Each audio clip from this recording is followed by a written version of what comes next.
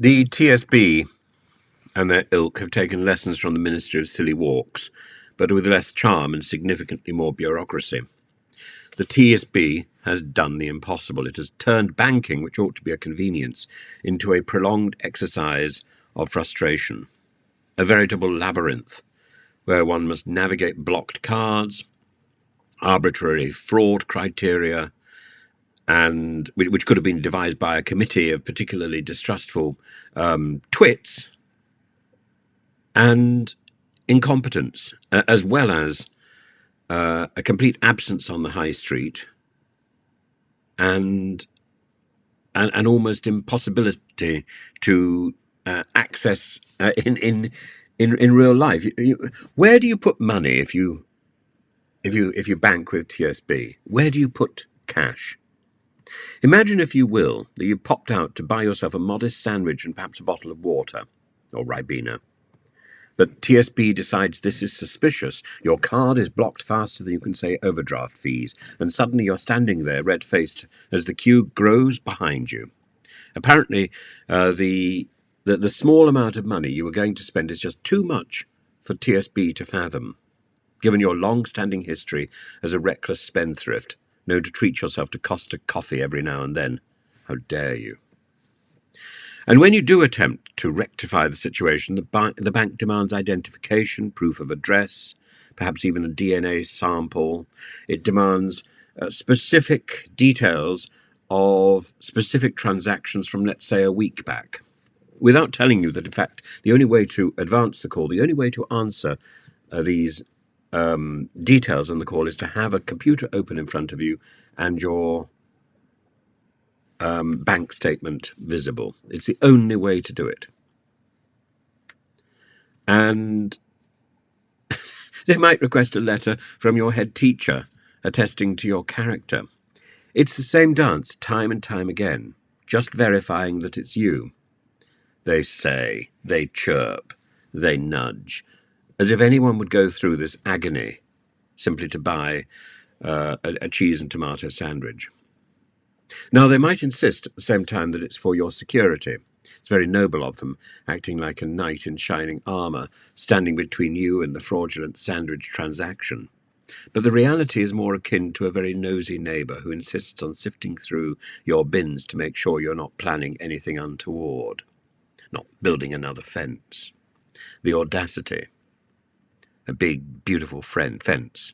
Banks like the TSB seem to have forgotten that they are meant to serve us, not the other way round. They've somehow mistaken themselves for a branch of government, and remember, the government also is there to serve us. A branch of government with the powers to decide what constitutes acceptable spending. I mean, honestly, they ought to take a page out of the post office's playbook, another service industry turned into a comedy of errors.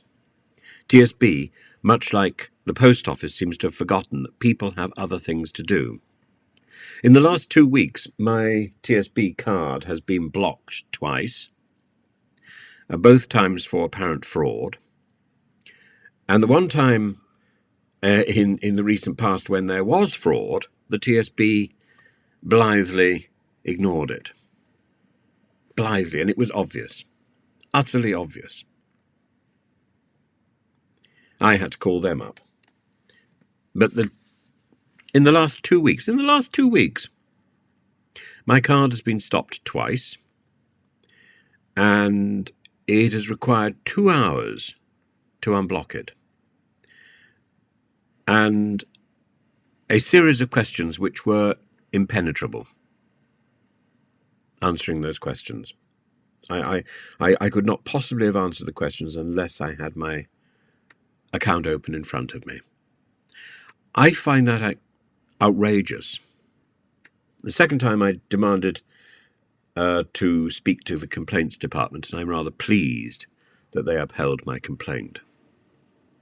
Why? Because they apparently are supposed to send a text or an email to say that my account has been blocked. In this case, they didn't. But they didn't do the first time either, though they claim they did. So the TSB not only doesn't know its place, is also deceptive I don't know whether it's right to have banks that cannot be trusted in that way and that behave in such a haphazard manner. How do you trust? How do you trust something like that?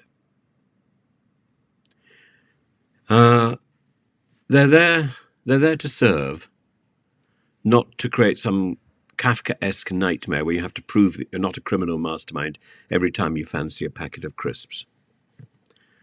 So, banks like TSB, let's hope one day they realise their place. They realise they are indeed a service and not an all-knowing overlord. May they learn that we don't all need their endless checks, their verifications, their arbitrary fraud criteria. All we need is for them to be available. Because part of the problem of the TSB, part of the problem of the RBS, another ridiculously unavailable bank, is that you don't know what they're doing, and they aren't responsible to anybody. And we're simply asking to use our own money, not storm the Tower of London.